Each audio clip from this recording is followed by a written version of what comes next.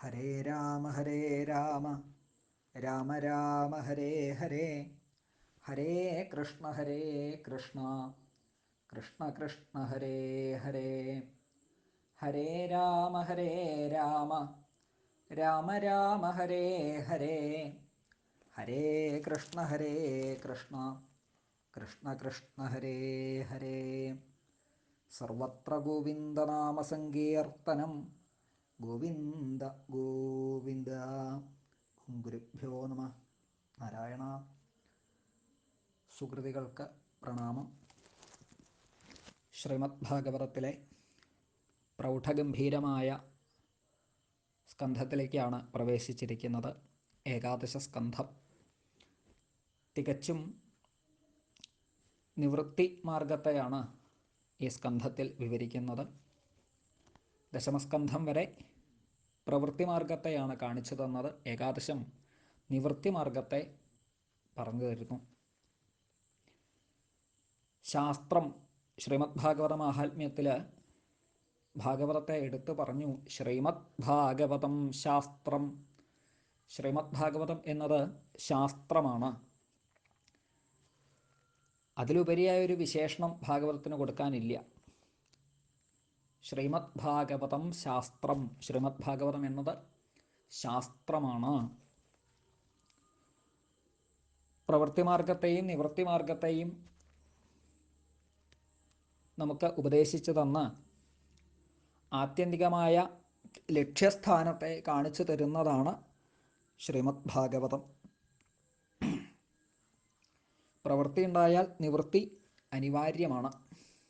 ആ നിവൃത്തി താല്പര്യമാണ് ഏകാദശ സ്കന്ധത്തിൽ കാണിക്കുന്നത്. വൈരാഗ്യം എന്ന മഹത്തായ മൂല്യം കൊണ്ടാണ്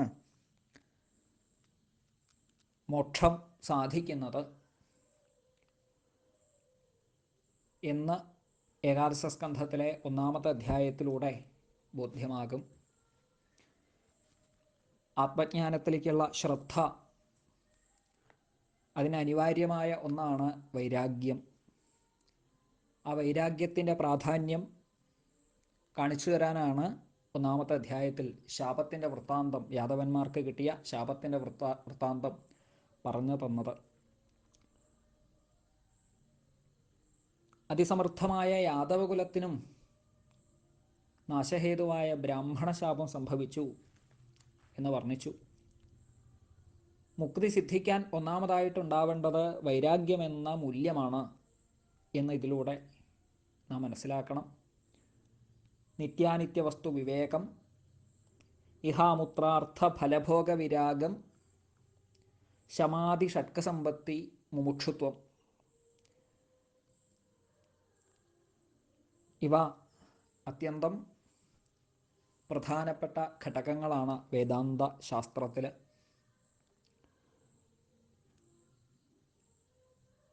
അപ്പോൾ നിത്യാനിത്യ വസ്തു വിവേകം, നിത്യവും അനിത്യവും ആയ വസ്തു,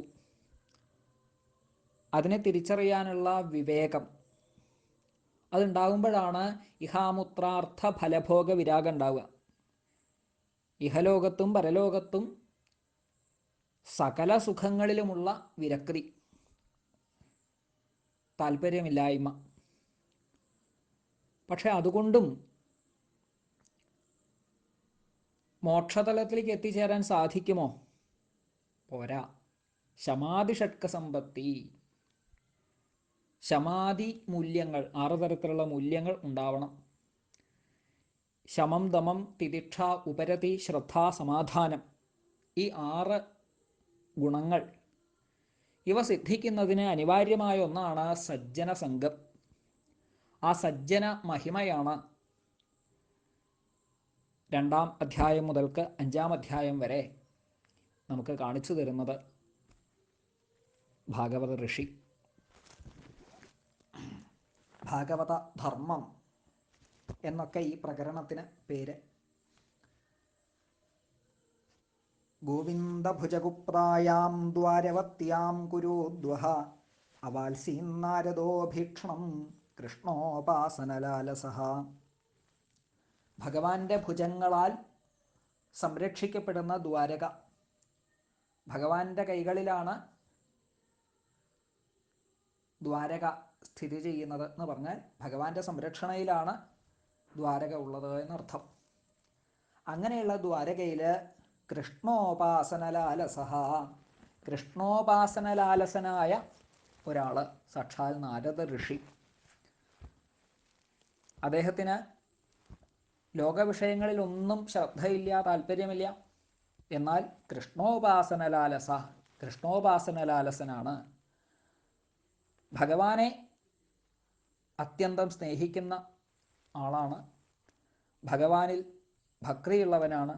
ഭഗവാനെ കാണാനും ഭഗവാനെ പൂജിക്കാനും ഭഗവാനോട് സംസാരിക്കാനും ഭഗവാനെ വാഴ്ത്താനും ഒക്കെ മോഹമുള്ള ആളാണ്. അങ്ങനെയുള്ള നാരദ ഋഷി ദ്വാരകയിലേക്ക് ഇടയ്ക്കിടയ്ക്ക് വന്ന് താമസിക്കാറുണ്ട്. ദക്ഷൻ തുടങ്ങിയവരുടെ ശാപമുണ്ട് നാരദന്. ഒരു സ്ഥലത്തും കൂടുതൽ സമയം ഇരിക്കാൻ പറ്റാതെ ആവട്ടെ എന്ന്. പക്ഷേ ഈ ശാപമൊന്നും ദ്വാരകയിലെ വിഷയമല്ല. കാരണം ശ്രീകൃഷ്ണൻ എന്ന ആ സഗുണബിംബം, ആ സഗുണനാണ് എങ്കിലും ലോകർക്കൊക്കെ ലോകദൃഷ്ടിയിൽ സഗുണനാണെങ്കിലും നാരദ ഋഷിയുടെ താല്പര്യത്തിൽ, അല്ലെങ്കിൽ നാരദാദി ഋഷിവര്യന്മാരുടെ താല്പര്യത്തിൽ നോക്കുമ്പോൾ നിർഗുണനായിട്ടുള്ളവനാണ്. ജന്മമില്ലാത്ത കർമ്മമില്ലാത്ത പരമപുരുഷനായിട്ടുള്ളവനാണ്. അങ്ങനെയുള്ള ഭഗവാനിലാണ് നാരദ മഹർഷിക്ക് പ്രേമം. അങ്ങനെ വരുമ്പോൾ യാതൊരു ശാപവും ഇവിടെ വിഷയമല്ല. നാരദ മഹർഷി ധാരാളം കാലം ഭഗവാന്റെ അടുത്ത് താമസിക്കാറുണ്ട്. കോനുരാജന്നിന്ദ്രിയവാൻ മുകുന്ദചരണാംബുജം ന ഭജേത് സർവതോ മൃത്യുരുപാസ്യ മമരോത്തമൈഃ. ഭഗവാൻ മുകുന്ദനാണ്. മുകുന്ദൻ എന്ന് പറഞ്ഞാൽ ആ ശബ്ദത്തിന് തന്നെ അർത്ഥം മുക്തിം ദദാതി, മോക്ഷത്തെ നൽകുന്നവൻ എന്നാണ്. മോക്ഷത്തെ നൽകാൻ സമർത്ഥൻ ഭഗവാൻ മാത്രമാണ്. ദേവന്മാരും ദേവന്മാരാൽ പൂജിക്കപ്പെടുന്നവനാണ് ഭഗവാൻ. നാരദാദി ഋഷിവര്യന്മാർ എപ്പോഴും ഭഗവാനെ തന്നെ പൂജിച്ചുകൊണ്ടിരിക്കുന്നു. ഇവിടെയുള്ള ആൾക്കാർ മുഴുവൻ സർവതോ മൃത്യുഹു, എല്ലാ ദിക്കിലും മൃത്യുവിന് അധീനനായവർ. ഇന്ദ്രാദികൾക്കൊക്കെ മൃത്യുഭയമുണ്ട് വാസ്തവത്തിൽ. കാരണം അവർക്കൊക്കെ ഒരു കാലത്ത് നാശമുണ്ട്. അമരൻ എന്നൊക്കെ പറയും എങ്കിൽ കൂടി അവർക്കൊക്കെ മരണമുണ്ട്. മരണമില്ലാത്തത് ഈശ്വരൻ മാത്രമേ ഉള്ളൂ, ഭഗവാൻ മാത്രമേ ഉള്ളൂ. ബാക്കിയുള്ള എല്ലാവർക്കും മരണമുണ്ട്. എല്ലാവരും ഭഗവാന്റെ പാദത്തെ വേണ്ട വിധത്തിൽ പൂജിക്കുന്നു. മരണഭയമുള്ളവർ ഭഗവാനെ തന്നെ പൂജിക്കുകയാണ് വേണ്ടത്. വിവേകശാലികളായ ആൾക്കാർ വിഷ്ണു ഭജനത്തിൽ മാത്രം താല്പര്യപ്പെടുന്നു. അവർക്ക് ആത്യന്തികമായിട്ടുള്ള ശ്രേയസ് ഉണ്ടാകുന്നു. എല്ലാവരും ഭഗവാനെ തന്നെ സേവിക്കുന്നുണ്ട് എന്നാണ്. ചിലർ ഭഗവാനെ സേവിക്കുന്നില്ല, അവിവേകം ഉള്ളവർ. വിവേകശാലികളല്ലാത്തവർ അവർ ഭഗവാനെ സേവിക്കുന്നില്ല. അവർ വിഷയങ്ങളിൽ മുഴുകിക്കൊണ്ട് ഭഗവാനെ മറന്ന് ജീവിക്കുന്നു. മനുഷ്യർ ഭഗവത്പാദ ഭജന ശ്രദ്ധാലുക്കളല്ലെങ്കിൽ മനുഷ്യജന്മം നിഷ്ഫലമാണ്. അപ്പോൾ മനുഷ്യനായി ജനിച്ചാൽ ഭഗവാനെ സേവിക്കലാണ് വേണ്ടത്. തമേകദാതു ദേവർഷിം വസുദേവോ ഗൃഹാഗതം അർച്ചിതം സുഖമാസേനമഭിവാദ്യേതമബ്രവീത്. നാരദ മഹർഷി ഇടയ്ക്കിടയ്ക്ക് ദ്വാരകയിൽ വരാറുണ്ട് എന്ന് പറഞ്ഞു. തമേകദ, ഒരിക്കൽ ദേവർഷിയായ നാരദൻ വസുദേവ ഗൃഹാഗതം, വസുദേവൻ താമസിക്കുന്ന സ്ഥലത്തേക്ക് എത്തിച്ചേർന്നു. വസുദേവ ഗൃഹത്തിലേക്ക് എത്തിച്ചേർന്ന നാരദ മഹർഷിയെ വസുദേവര് പൂജിച്ച് നമസ്കരിച്ചു. വസുദേവര് ചോദിക്കുകയാണ് നാരദ മഹർഷിയോട്, അങ്ങ് ഭഗവൻ തന്നെ, ഈശ്വരൻ തന്നെ, ഭഗവാനും ഭക്തനും ഭിന്നരല്ല, ഒന്ന് തന്നെയാണ്. അങ്ങ് ഭഗവൻ ഈശ്വരൻ തന്നെ. അങ്ങ് എപ്പോഴും ഇങ്ങനെ സഞ്ചരിക്കുന്നവനാണ്. സ്വസ്ഥയേ സർവദേഹിനാം സ്വസ്ഥയേ, സകല ജനങ്ങളുടെയും സ്വസ്തിക്കായും കൊണ്ട്, സുഖത്തിനായും കൊണ്ട് അങ്ങയെപ്പോലെയുള്ള മഹാത്മാക്കൾ സഞ്ചരിച്ചു കൊണ്ടേയിരിക്കുന്നു. ഭട്ടതിരിപ്പാടൊക്കെ പറഞ്ഞിട്ടുണ്ട്, സഞ്ചരേമ ശുഖനാരദാദിവത്. ശ്രീശുഖാദികളും നാരദാദികളൊക്കെ ഇങ്ങനെ സഞ്ചരിച്ചുകൊണ്ടിരിക്കുക. ഒരു സ്ഥലത്ത് അവർ കൂടുതൽ സമയം ഇരിക്കില്ല, എപ്പോഴും സഞ്ചരിച്ചു കൊണ്ടിരിക്കുകയാണ് ഇവർ. അങ്ങനെയുള്ള ഭവാന്മാരെ പോലെയുള്ള മഹാത്മാക്കൾ ഇങ്ങനെ സഞ്ചരിക്കുക വഴി സ്വസ്തി, ലോകത്തിനൊക്കെ സ്വസ്തി ഉണ്ടാവുന്നു, ലോകത്തിനൊക്കെ മംഗളം ഉണ്ടാവുന്നു. സാധാരണ അച്ഛനും അമ്മയൊക്കെ മക്കളെ കാണാനായിട്ട് വരുന്നത് ആ സമയത്ത് മക്കൾക്ക് നന്മ ഉണ്ടാവും, മക്കൾക്ക് സുഖം ഉണ്ടാവും. എന്നാൽ അതേപോലെയല്ല അങ്ങേപോലെയുള്ള മഹാത്മാക്കളുടെ ആഗമനം. അങ്ങേപോലെയുള്ള മഹാത്മാക്കളുടെ ആഗമനം വഴി സർവദേഹിനാം സ്വസ്തി, സകല ദേഹങ്ങൾക്കും സകല ജനങ്ങൾക്കും സ്വസ്തിയാണ് ഉണ്ടാകുന്നത്. അച്ഛനമ്മമാരുടെ വരവ് കൊണ്ട് കുട്ടികൾക്ക് സുഖം ഉണ്ടാവും, ആ കുട്ടികൾക്ക് മാത്രമേ ക്ഷേമം ഉണ്ടാവുള്ളൂ, നന്മ ഉണ്ടാവുള്ളൂ. എന്നാൽ മഹാത്മാക്കളുടെ ആഗമനം കൊണ്ട് എല്ലാവർക്കും നന്മയാണ് ഉണ്ടാവുക, ക്ഷേമമാണ് ഉണ്ടാവുക. നാരം എന്ന ശബ്ദത്തിന് തന്നെ പാപം എന്നാണ് അർത്ഥം. ദ്യതി ഖണ്ഡയതി, പാപത്തെ നശിപ്പിക്കുന്നവൻ, അവനാണ് സാക്ഷാൽ നാരദൻ. നാരം പരമാത്മക വിഷയം ദദാതി ഇതി നാരദ എന്നൊക്കെ പ്രസിദ്ധമാണ്. പരമാത്മക വിഷയത്തെ, മോക്ഷോപായത്തെ നൽകുന്നവനാണ് സാക്ഷാൽ ശ്രീനാരദൻ. ആ നാരദ ശബ്ദത്തെ തന്നെ പൂജിച്ച് ആ മഹാത്മാവിനെ നമസ്കരിക്കുന്നു.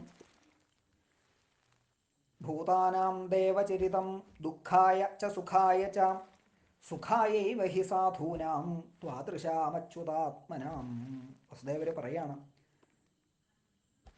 അങ്ങേപോലെയുള്ള സാധൂനം, സാധുക്കൾ, സജ്ജനങ്ങൾ, അങ്ങേപോലെയുള്ള സജ്ജനങ്ങൾ ലോകത്തെ എപ്പോഴും അനുഗ്രഹിച്ചു കൊണ്ടിരിക്കുകയാണ്. അച്യുതാത്മനാം, നാശരഹിതനായ ഭഗവാനിൽ മനസ്സ് വെച്ചുകൊണ്ടിരിക്കുന്നവനാണ് അങ്ങേപോലെയുള്ള സജ്ജനങ്ങൾ. വേറൊന്നിലും നിങ്ങൾക്ക് ശ്രദ്ധയില്ല, താല്പര്യമില്ല. നിങ്ങളെപ്പോഴും ഭഗവാനിൽ മാത്രമാണ് ശ്രദ്ധ വെച്ചിരിക്കുന്നത്.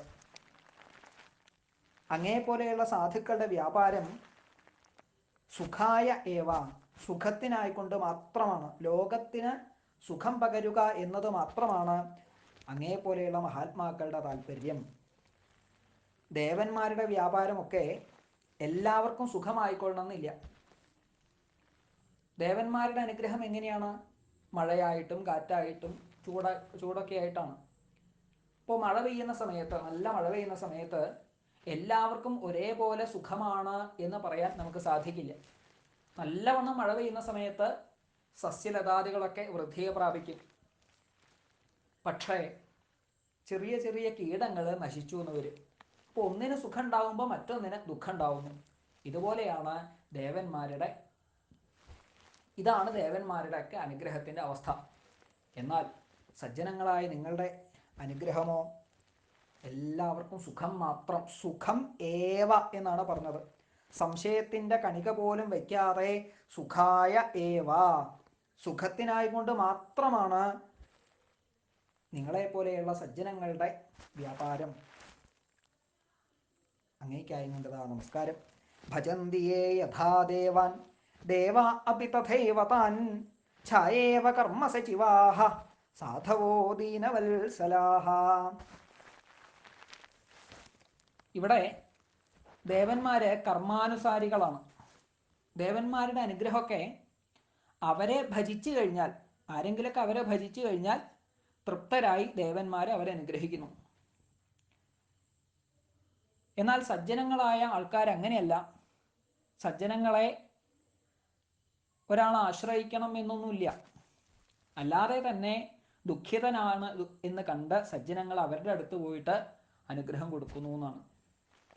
അപ്പോൾ ദേവന്മാരെക്കാൾ ശ്രേഷ്ഠന്മാരാണ് സജ്ജനങ്ങൾ. ദേവാനുഗ്രഹത്തേക്കാൾ ശ്രേഷ്ഠമാണ് സജ്ജനങ്ങളുടെ അനുഗ്രഹം. കർമാനുസാരികളാണ് ദേവന്മാർ എങ്കിൽ സജ്ജനങ്ങൾ അങ്ങനെയല്ല. സജ്ജനങ്ങൾ ദേഹസന്ധാരണം ചെയ്യുന്നത് ദീനന്മാരെ അനുഗ്രഹിക്കാൻ വേണ്ടി മാത്രമാണ്. പരാനുഗ്രഹത്തിന് മാത്രമാണ് ദേഹസന്ധാരണം സജ്ജനങ്ങൾ ചെയ്യുന്നത്. ആരെങ്കിലൊക്കെ ദുഃഖിക്കുന്നുണ്ടോ? അങ്ങനെ ദുഃഖിക്കുന്നു എങ്കിൽ അവരുടെ ദുഃഖം ഇല്ലാതാവണം എന്ന താല്പര്യമാണ് മഹാത്മാക്കളുടെ താല്പര്യം. അതുകൊണ്ട് ദേവന്മാരെക്കാൾ ശ്രേഷ്ഠന്മാരാണ് സജ്ജനങ്ങൾ എന്ന കാര്യത്തിൽ സംശയമില്ല. വസുദേവർ ചോദിക്കുകയാണ്, ബ്രഹ്മംസ്തഥാപി, ബ്രഹ്മസ്വരൂപനായിട്ടുള്ളവനെ, ബ്രഹ്മസ്തഥാപി പൃച്ഛാമോ ധർമാൻ ഭാഗവതാംസ്തവ യാൻ ശ്രുത്വാ ശ്രദ്ധയാ മർത്യോ മുച്യത്തെ സർവതോ ഭയാത്. യാൻ ശ്രദ്ധയാ ശ്രുത്വാ, യാതൊരു ധർമ്മങ്ങളെ ശ്രദ്ധയോടുകൂടിയിട്ട് കേട്ടിട്ട് സർവതഃ ഭയാത് മുച്യത്തെ, എല്ലാ ഭയത്തിൽ നിന്നും മോചിക്കപ്പെടുന്നുവോ അതിനെ എനിക്കായതുകൊണ്ട് പറഞ്ഞു തരണേ. അങ്ങയുടെ സാന്നിധ്യം കൊണ്ട് തന്നെ എല്ലാ അർത്ഥത്തിലും ആനന്ദമാണ്. എങ്കിലും ഞാനൊന്ന് ചോദിക്കുകയാണ്, മനുഷ്യന്മാര് യാതൊരു ധർമ്മത്തെ ശ്രദ്ധയോടുകൂടി കേട്ടാൽ അവർക്ക് എല്ലാ ഭയത്തിൽ നിന്നും മോചനം ലഭിക്കുമോ? അതിനെ എനിക്കായതുകൊണ്ട് പറഞ്ഞു തരണേ. ധർമാൻ, ആ പരമധർമ്മത്തെ, ധർമാൻ ഭാഗവതാൻ, ഭാഗവത ധർമ്മത്തെ എനിക്കായതുകൊണ്ട് പറഞ്ഞു തരണേ. എനിക്ക് ഭഗവാൻ തന്നെ മകനായിട്ട് ജനിച്ചിട്ടുണ്ട്. പക്ഷേ ലോകദൃഷ്ട്യാ നോക്കുമ്പോൾ എൻ്റെ മകന് ഞാൻ ഗുരുവാണ്. അപ്പം അങ്ങനെ വരുമ്പോൾ ഒരു ചെറിയ ദോഷമില്ലേ അവിടെ? മകൻ്റെ അടുത്ത് പോയിട്ട് ആശ്രയിക്കുന്നത് ശരിയല്ല എന്നൊരു തോന്നൽ. അതുകൊണ്ട് അവിടുന്ന് ഗുരുനാഥനായിട്ട് നിന്നുകൊണ്ട് എന്നിൽ ഭാഗവതാമൃതത്തെ പൊഴിക്കണേ, എനിക്ക് ഭാഗവതധർമ്മത്തെ ഉപദേശിച്ചു തരണേ. ഞാനിതാ മായാവലയത്തിൽ പെട്ടിരിക്കുകയാണ്. പണ്ട് ഞാൻ ഭഗവാനെ വേണ്ട വിധത്തിൽ പൂജിച്ചു. അന്ന് എനിക്ക് മോക്ഷം ചോദിക്കാമായിരുന്നു. പക്ഷേ അജ്ഞാനം കൊണ്ട്, മായയുടെ ആവരണം കൊണ്ട് എനിക്കത് തോന്നിയില്ല. ഭഗവാൻ കുട്ടിയായിട്ട് വേണം എന്നാണ് അന്ന് ഈശ്വരനോട് ചോദിച്ചത്. ഭഗവാൻ മകനായിട്ട് വന്നു. പക്ഷേ എനിക്ക് ആനന്ദം തന്നെയാണ്. എങ്കിലും വിഷമം ധാരാളമുണ്ട്. കാരണം ഈ മായ, സംസാരം എന്നത് മായ തന്നെയാണല്ലോ. ഈ മായയിൽ നിന്ന് കരകയറാനുള്ള ഉപായത്തെ എനിക്കായതുകൊണ്ട് പറഞ്ഞു തരണേ. അങ്ങയുടെ കാരുണ്യം കൊണ്ട് മാത്രമാണ് ഈ വാസനാരൂപമായ മൂലം നശിക്കുക. പ്രാപഞ്ചിക വാസന ഇത് നശിക്കണമെന്നുണ്ടെങ്കിൽ ജ്ഞാനം സമ്പാദിക്കണം. അതിനായിട്ട് അങ്ങ് എന്നെ നന്നായിട്ട് ശാസിക്കണേ, എന്നെ ഉപദേശിക്കണേ. യഥാ വിചിത്രവ്യസനാത് ഭവദ്ഭിർവിശ്വതോ ഭയാത് മുച്യേമഹ്യഞ്ജസേവാധ തഥാ ന ശാധി സുവ്രത. സുവ്രത, നല്ല വ്രതത്തിലിരിക്കുന്നവനെ, ദീനന്മാരെ രക്ഷിക്കുന്ന വ്രതത്തോടു കൂടിയിട്ടുള്ളവൻ, അങ്ങനെയുള്ളവനാണ് അങ്ങ്. അങ്ങനെയുള്ള അങ്ങ് ശാധി, നഹാശാധി, ഞങ്ങളെ നന്നായിട്ട് ശാസിക്കണേ. നാനാവിധത്തിലുള്ള ദുഃഖങ്ങളോടുകൂടിയ ഈ സർവ ഭയത്തിൽ നിന്നും പ്രയാസം കൂടാതെ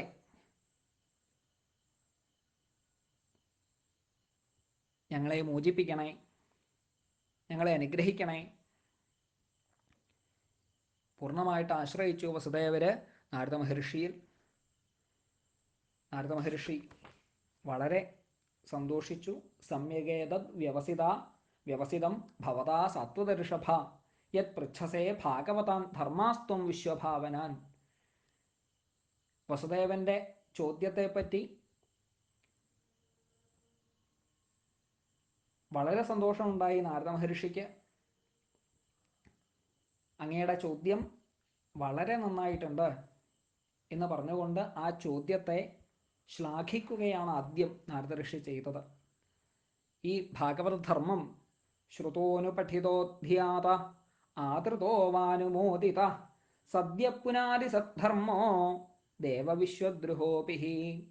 ശ്രുതോനുപഠിത കേൾക്കപ്പെടുകയോ, അനുപഠിത ഉച്ചരിക്കപ്പെടുകയോ, ധ്യാത ധ്യാനിക്കപ്പെടുകയോ, ആദൃത ആദരിക്കപ്പെടുകയോ, അനുമോദിത സന്തോഷിക്കപ്പെടുകയോ ചെയ്താൽ സദ്ധർമ്മ സത്തായ ധർമ്മം, ഭാഗവതധർമ്മം ദേവന്മാരെയും ലോകത്തെയും ദ്രോഹിക്കുന്നവരെ കൂടി സദ്യ പുനാതി പെട്ടെന്ന് തന്നെ ശുദ്ധരാക്കും. അത്രയും ശ്രേഷ്ഠമാണ് ഈ ഭാഗവതധർമ്മം. സകലരെയും ശ്രേഷ്ഠന്മാരാക്കാൻ പാകത്തിനുള്ള ഉപായമാണ് ഈ ഭാഗവതധർമ്മം. ഇതിനെ പഠിക്കുകയോ ആദരിക്കുകയോ ധ്യാനിക്കുകയോ എന്തെങ്കിലുമൊക്കെ ചെയ്താൽ മതി. അത്ര എളുപ്പമായ ഒരു മാർഗമാണ് ഈ ഭാഗവതധർമ്മം. വസുദേവരെ, അങ്ങ് എന്നെ അനുഗ്രഹിക്കുകയാണ് ചെയ്തത്. ത്വയാ പരമകല്യാണ, അങ്ങയാൽ അദ്യ മമ പരമകല്യാണ പുണ്യശ്രവണകീർത്തന നാരായണ. അങ്ങ് എന്നെ അനുഗ്രഹിച്ചു ഇപ്പോൾ. കാരണം പരമകല്യാണനും പുണ്യശ്രവണകീർത്തനുമായ ആ ഭഗവാനെക്കുറിച്ച്, നരന്മാരിൽ വർത്തിക്കുന്ന ആ നാരായണനെക്കുറിച്ച് കൂടുതൽ ചിന്തിക്കാൻ എനിക്ക് അവസരം അങ്ങ് തന്നുവല്ലോ. അങ്ങ് എന്നെ അനുഗ്രഹിക്കുകയാണ് ചെയ്തത്. നാരായണൻ നരനിൽ വർത്തിക്കുന്നവൻ, ഭഗവാൻ എല്ലാറ്റിലും വർത്തിക്കുന്നുണ്ട് അല്ലേ? അണോരണീയാൻ മഹതോ മഹീയാൻ. ഉപനിഷത്തിലൊക്കെ പറയും, അണുവിൽ വെച്ച് അണുവായിട്ട്, മഹത്തിൽ വെച്ച് മഹത്തായിട്ട് എല്ലാറ്റിലും കൂടിയിരിക്കുന്നത് ഈശ്വരനാണ്. എങ്കിലും നരനിൽ വിശേഷമായിട്ട് പ്രകാശിക്കുന്നുണ്ട് ഭഗവാൻ. അതുകൊണ്ടാണ് നാരായണൻ എന്ന് പേര്. അങ്ങനെയുള്ള എല്ലാവരിലും നിറഞ്ഞു നിൽക്കുന്ന നരനിൽ വിശേഷമായിട്ട് തെളിഞ്ഞു നിൽക്കുന്ന ആ ഭഗവാനെ, നാരായണനെ കൂടുതലായിട്ട് ചിന്തിക്കാനുള്ള അവസരം അങ്ങ് എനിക്ക് തന്നു. എന്നെ അങ്ങ് അനുഗ്രഹിക്കുകയാണ് ചെയ്തത്. അങ്ങ് ഇപ്പം ചോദിച്ച ചോദ്യം ഉണ്ടല്ലോ, ഇത് പണ്ട് വിദേഹ മഹാരാജാവ് നവയോഗീശ്വരന്മാരോട് ചോദിച്ച ചോദ്യമാണ്. ആ ചരിത്രം ഞാൻ പറഞ്ഞു തരാം. ഇത് മഹാത്മാക്കളുടെ ലക്ഷണമാണ്, മഹാത്മാക്കളുടെ സ്വഭാവമാണ്. നാരദ മഹർഷിക്ക് വേണമെങ്കിൽ നേരിട്ട് പറഞ്ഞു കൊടുക്കാം, ഞാനിതാ ഭാഗവതധർമ്മം പറഞ്ഞു തരാം എന്ന് പറഞ്ഞ് നേരിട്ട് പറഞ്ഞു കൊടുക്കാം. പക്ഷേ അങ്ങനെയല്ല മഹാത്മാക്കൾ ചെയ്യുക. ഭാഗവതത്തിലെ ഏത് പ്രകരണങ്ങൾ എടുത്തു നോക്കിയാലും നമുക്ക് ഇത് കാണാൻ സാധിക്കും. പണ്ട് സൂര്യകളായ ആൾക്കാരിങ്ങനെ പറഞ്ഞിട്ടുണ്ട് എന്ന് പറഞ്ഞിട്ടാണ് ആചാര്യൻ പറയുക. ഭഗവാൻ പോലും അങ്ങനെയാണ് ചെയ്തത്. ഇനി പറയാൻ പോകുന്നുണ്ട് ഏകാദശ സ്കന്ധത്തിലെ വളരെ പ്രധാനപ്പെട്ട ദത്താത്രേയ ഗീത. യദു മഹാരാജാവിന് സാക്ഷാൽ ദത്താത്രേയ മഹർഷി ഉപദേശിക്കുന്ന ഉപദേശങ്ങൾ ഉദ്ധവർക്ക് ഭഗവാൻ പറഞ്ഞു കൊടുക്കുന്നു. ഉദ്ധവര് ഭഗവാനെ ആശ്രയിച്ച സമയത്ത് ഭഗവാൻ, ഉദ്ധവ ഞാൻ അങ്ങേക്ക് ഒരു കഥ പറഞ്ഞു തരാം, എൻ്റെ മുത്തച്ഛൻ്റെ കഥ എന്ന് പറഞ്ഞിട്ടാണ് ആ ഉപദേശങ്ങളിലേക്ക് കടക്കുക, 24 ഗുരുക്കന്മാരിലേക്ക് കടക്കുക. ഭഗവാൻ വേണമെങ്കിൽ നേരിട്ട് പറയാമായിരുന്നു, പക്ഷേ ഭഗവാൻ അത് ചെയ്യല്ല ചെയ്തത്. ഭഗവാൻ തൻ്റെ മുത്തച്ഛൻ്റെ കഥ പറഞ്ഞ് അതിലൂടെ ദിവ്യങ്ങളായ ഉപദേശം കൊടുക്കുകയാണ് ചെയ്തത്. ഇത് സജ്ജനങ്ങളുടെ സ്വഭാവമാണ്. മഹാത്മാക്കളുടെ അവസ്ഥാവിശേഷം ഇങ്ങനെയൊക്കെയാണ് എന്ന് കാണിക്കുകയാണ്. ആർഷഭാണാം ച സംവാദം വിദേഹസ്യ മഹാത്മന. മഹാത്മാവായ ആ വിദേഹ രാജൻ്റെയും നവയോഗീശ്വരന്മാരുടെയും സംവാദം, ആ ഋഷിവര്യന്മാരുടെയൊക്കെ സംവാദം പറഞ്ഞു തരാമെന്ന് പറഞ്ഞിട്ടാണ് ആ ചരിത്രത്തിലേക്ക് പ്രവേശിക്കുന്നത്. നവയോഗീശ്വരന്മാർ പ്രിയവ്രത വംശത്തിലാണ് ഉണ്ടായത്. പ്രിയവ്രതൻ മനുപുത്രനാണ്. ബ്രഹ്മദേവൻ്റെ മകൻ മനു, സ്വയംഭുവ മനു എന്ന് പറയുന്നു. സ്വയംഭുവൻ എന്ന് പറഞ്ഞാൽ ബ്രഹ്മാവാണ്. ആ ബ്രഹ്മാവിൻ്റെ മകൻ സ്വയംഭുവ മനു. സ്വയംഭുവ മനുവിന് അദ്ദേഹത്തിൻ്റെ മൂത്ത പുത്രനാണ് പ്രിയവ്രതൻ. പ്രിയവ്രതൻ്റെ പുത്രൻ ആഗ്നീധ്രൻ, ആഗ്നീധ്രൻ്റെ പുത്രനായിട്ട് നാഭി ഉണ്ടായി. നാഭിയുടെ പുത്രനായിട്ട് ഭഗവാൻ തന്നെ അവതരിച്ചിട്ടുണ്ട്, സാക്ഷാൽ ഋഷഭൻ ആയിട്ട്. ആ ചരിത്രമൊക്കെ മുൻപ് പറഞ്ഞതാണ് വിശദീകരിച്ച്. ഋഷഭദേവന് ജയന്തിയിൽ 100 കുട്ടികളുണ്ടായിന്ന്. അതിൽ മൂത്ത പുത്രനാണ് സാക്ഷാൽ ഭരതൻ, മഹാകേമനായ ആ ഭരതൻ. അദ്ദേഹത്തെ സ്മരിക്കത്തക്കമാണ് അജനാഭം എന്ന വൃക്ഷത്തിന് ഭാരതം എന്ന് പേര് വന്നു ചേർന്നത്. ഇത്ര കേമനായ രാജാവായിരുന്നു ആ ഭരതൻ. ഭരതൻ്റെ സഹോദരന്മാരായിട്ട്, അവസാന സഹോദരന്മാരായിട്ട് 9 ഋഷിവര്യന്മാർ, അവരെ നവയോഗീശ്വരന്മാർ എന്ന് പറയുന്നു. പഞ്ചമസ്കന്ധത്തിൽ അവരെക്കുറിച്ച് സൂചിപ്പിച്ചിട്ടുണ്ട്.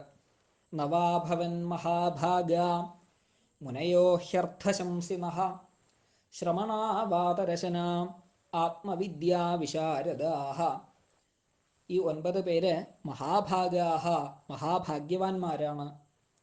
മുനയഃ, മുനിമാരാണ്, മനനശീലന്മാരാണ്. ശ്രമണാഃ, ആത്മവിദ്യയിൽ രമിക്കുന്നവരാണ്. വാതരശനാഃ, വസ്ത്രാദികളിൽ മനസ്സിരുത്താത്തവര്. വസ്ത്രം, ശരീരമൊക്കെ വസ്ത്രമാണ്, ആ ശരീരത്തിലൊന്നും അഭിമാനമില്ലാത്തവര്. ആത്മവിദ്യാവിശാരദാഃ, ആത്മവിദ്യയിൽ നിപുണന്മാര്. അർത്ഥശംസിനഃ, പരമാത്മാവിനെ പറ്റി പറയുന്നവര്. അങ്ങനെയുള്ള ആ മഹാത്മാക്കള്, അവരെ നവയോഗീശ്വരന്മാര് എന്നാണ് പറയുക. അവരാരൊക്കെയാണ്? കവിഹരി അന്തരിക്ഷ പ്രബുദ്ധ പിപ്പലായന ആവിർഹോത്രോധ ദ്രുമിളശ്ചമസക്കരഭാജനഃ. കവി, ഹരി, അന്തരിക്ഷൻ, പ്രബുദ്ധൻ, പിപ്പലായനൻ, ആവിർഹോത്രൻ, ദ്രുമിളൻ, ചമസൻ, കരഭാജനൻ. ഇങ്ങനെ 9 പേരാണ്. 9 പേരോട് കൂടിയിട്ടുള്ള ആ യോഗീശ്വരന്മാര്.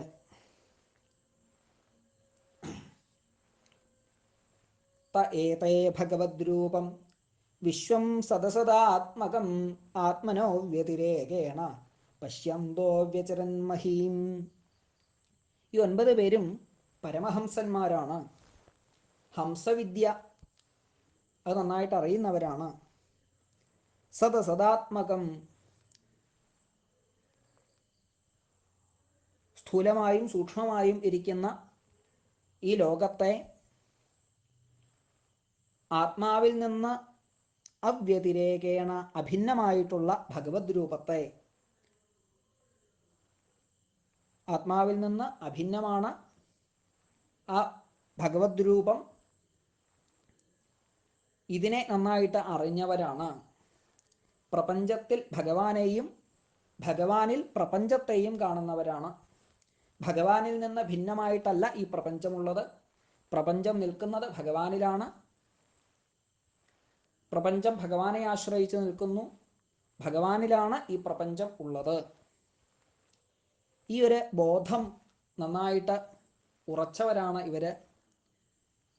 ഈ പ്രപഞ്ചത്തെ ഈശ്വരമയമായിട്ട് കണ്ടവരാണ് ഈ പുണ്യാത്മാക്കൾ.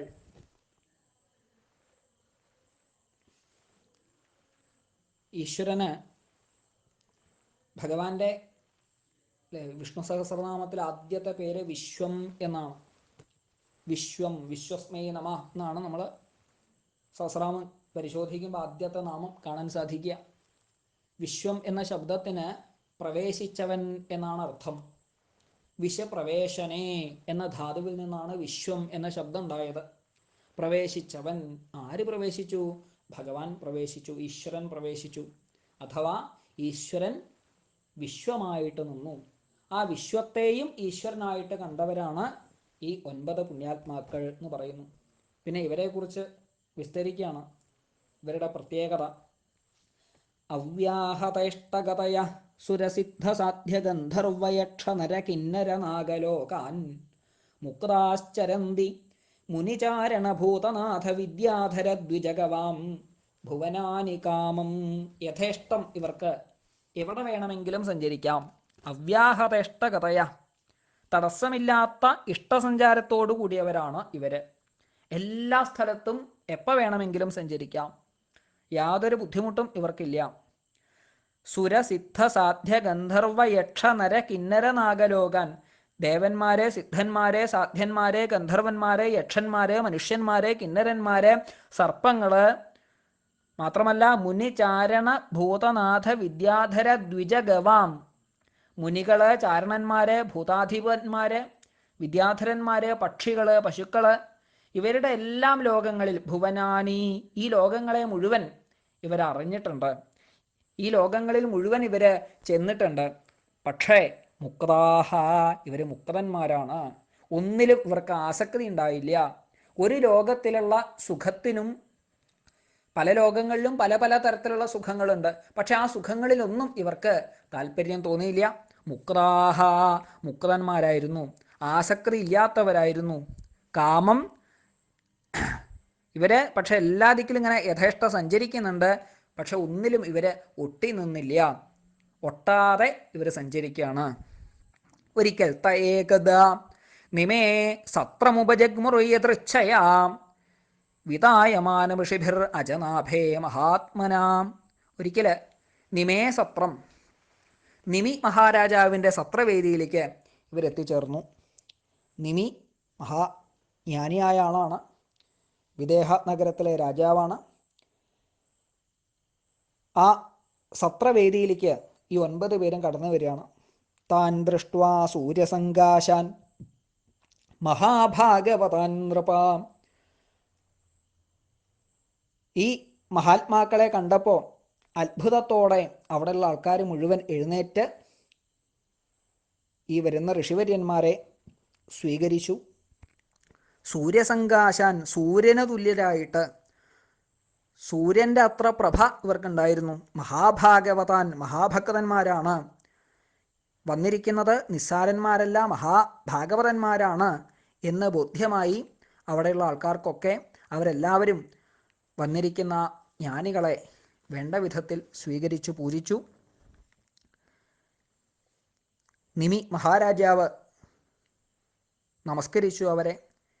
വിദേഹസ്ഥാനഭിപ്രേത്യ നാരായണപരായണാൻ പ്രീതസംഭോജയാഞ്ചക്രേയാസനസ്ഥാൻ യഥാർഹത. വിദേഹരാജാവ്, നിമി രാജാവ് നാരായണനെ പരമാശ്രയമായി കരുതിയിരിക്കുന്നവരായ ആ പുണ്യാത്മാക്കളെ പൂജിച്ച് യോഗ്യതാനുസരണത്തിൽ നന്നായി പൂജിച്ചതിന് ശേഷം ശ്രേഷ്ഠമായ പീഠങ്ങളിൽ അവരെ ഇരുത്തി നമസ്കരിച്ചു. വളരെ വിനയത്തോടെ രാജാവ് അവരോട് ചോദിച്ചു എന്ന്: മന്യേ ഭഗവത സാക്ഷാത് പാർഷദാൻവോ മധുദ്വിഷ വിഷ്ണോഭൂതാനി ലോകാനാം പാവനായ ചരന്തിഹി. മധുകൈടഭന്മാരെ സംഹരിച്ച സാക്ഷാൽ ശ്രീ മഹാവിഷ്ണുവിൻ്റെ പാർഷദന്മാരായിട്ട് നിങ്ങളെ ഞാൻ വിചാരിക്കുന്നു. ലോകങ്ങളുടെ ശുദ്ധിക്കായിക്കൊണ്ട് വിഷ്ണു പാർഷദന്മാർ ലോകത്തിലിങ്ങനെ സഞ്ചരിക്കാറുണ്ട്. അത് പ്രസിദ്ധമായ കാര്യമാണ്. മനുഷ്യജന്മം വളരെ ദുർലഭമാണ്. ഉപനിഷത്തിലൊക്കെ കാണാം എപ്പോഴാണ് മനുഷ്യജന്മം കിട്ടുന്നത് എന്ന്. പുണ്യപാപങ്ങൾ ഒരേ സമയത്ത് ഒരേപോലെ ഒരേ അളവിൽ മേളിക്കുമ്പോഴാണ് ഒരു മനുഷ്യജന്മം കിട്ടുക എന്നാണ്. വളരെ പ്രയാസമാണ് മനുഷ്യദേഹം കിട്ടാൻ. ദുർലഭം ആണ് മനുഷ്യജന്മം. മനുഷ്യജന്മം കിട്ടി, ആ മനുഷ്യജന്മമോ ക്ഷണഭങ്കുര, ക്ഷണത്തിൽ നശിക്കുന്നതാണ്, വളരെ വേഗം നശിക്കുന്നതാണ്. നാശരഹിതമായതല്ല ശരീരം, ശരീരം നശിക്കുന്നതാണ്. ഏറ്റവും പ്രയാസമുള്ളത് വൈകുണ്ഠപ്രിയദർശനം. മനുഷ്യജന്മം കിട്ടി വിഷ്ണുഭക്തന്മാരുടെ കാഴ്ച, അതാണ് വളരെ ദുർലഭം. മനുഷ്യജന്മം കിട്ടാൻ തന്നെ വളരെ ബുദ്ധിമുട്ട്. മനുഷ്യജന്മം കിട്ടിയാൽ തന്നെ സജ്ജനങ്ങളുടെ ദർശനം അതുണ്ടാവുക എന്ന് പറഞ്ഞാൽ അത്ര എളുപ്പമുള്ള കാര്യമല്ല. വിഷ്ണുഭക്തന്മാരുടെ കാഴ്ച, വിഷ്ണുഭക്തന്മാരെ നേരിട്ട് കാണുക എന്നത് വളരെ ദുർലഭമായ ഒന്നാണ്. ആ ഒരു ഭാഗ്യം എനിക്ക് സാധിച്ചുവല്ലോ. എനിക്ക് നിങ്ങളോട് ചോദിക്കാനുള്ളത്, അത ആത്യന്തികം ക്ഷേമം പൃച്ഛാമോ ഭവതോനഖാഹ സംസാരേസ്മിൻ ക്ഷണാർത്ഥോപി സത്സംഗശേവധിർനൃണാം. അത് ആത്യന്തികം. അതുകൊണ്ട് ദുർലഭമായിട്ട് ഉണ്ടാകുന്ന ഈ സജ്ജന സംഘം എനിക്കിപ്പോൾ കിട്ടിയിരിക്കുന്നു. ഞാൻ നിങ്ങളോട് ചോദിക്കുകയാണ്, അനഘാഹ, പരിശുദ്ധന്മാരായ നിങ്ങൾ, ആത്യന്തികം ക്ഷേമം ഭവതഃ പൃച്ഛാമ, ആത്യന്തികമായ ക്ഷേമത്തെ നിങ്ങളോട് ഞാൻ ചോദിക്കുകയാണ്. അതിശ്രേഷ്ഠമായ ക്ഷേമം അത് എന്താണ്?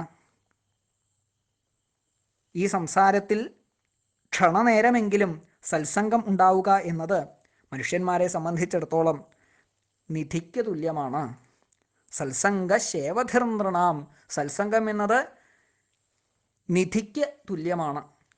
ആ നിധി എനിക്കിപ്പോൾ കിട്ടിയിരിക്കുന്നു. ധർമാൻ ഭാഗവതാൻ ബ്രൂത, ഭാഗവത ധർമ്മത്തെ എനിക്കായതുകൊണ്ട് പറഞ്ഞു തരണേ. ഭാഗവത ധർമ്മങ്ങൾ പരമപുരുഷാർത്ഥം പ്രാപ്തിയാണ് നൽകുക എന്ന് പ്രസിദ്ധമാണ്.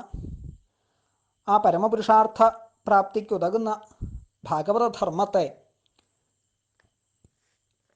എനിക്കായതുകൊണ്ട് ഉപദേശിച്ചു തരണേ.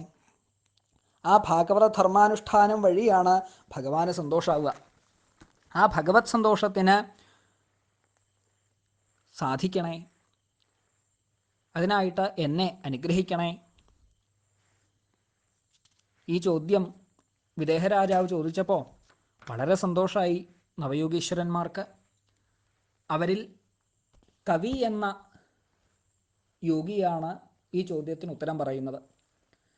മന്യേ കുതശ്ചിത് ഭയമച്യുതസ്യ പാദാംബുജോപാസനമത്ര നിത്യം ഉദ്വിഗ്നബുദ്ധേരസദാത്മഭാവാത് വിശ്വാത്മനായത്ര നിവർത്തതേ ഭീയ. അസദാത്മഭാവാത്, നശിക്കുന്ന ശരീരത്തിൽ ആത്മാവാണെന്ന വിചാരത്താൽ നിത്യം ഉദ്വിഗ്നബുദ്ധേഹേ, എപ്പോഴും ഭയപ്പെട്ടിരിക്കുന്ന ബുദ്ധിയോടുകൂടിയ പുരുഷന് അകുതശ്ചിത് ഭയം, എങ്ങു നിന്നും ഭയമില്ലാതിരിക്കാത്തക്ക വ്യാപാരം. അച്യുതസ്യ, ഭഗവാന്റെ പാദാംബുജോപാസനം, ഭഗവാന്റെ പാദകമല സേവ തന്നെ എന്ന് മന്യേ വിചാരിക്കുന്നു. യത്ര ഭീഹി വിശ്വാത്മനാ നിവർത്തതേ, യാതൊരു ഭജനത്തിൽ പേടി അശേഷവും ഇല്ലാതാകുന്നു. അത് വേണ്ട രീതിയിൽ ചെയ്യാണ് വേണ്ടത്. അപ്പോൾ ഇവിടെ അസദാത്മഭാവാത്, അസത്ത് എന്ന് പറഞ്ഞാൽ സത്തല്ലാത്തത്, ഉണ്മയില്ലാത്തത്, അതാണ് അസത്ത്. അപ്പം അസത്താകുന്നവയിൽ ആത്മഭാവം, ആത്മാവ് സത്താണ്, സദ്ദാണ് ആത്മാവ്, അത് പ്രസിദ്ധമാണ്.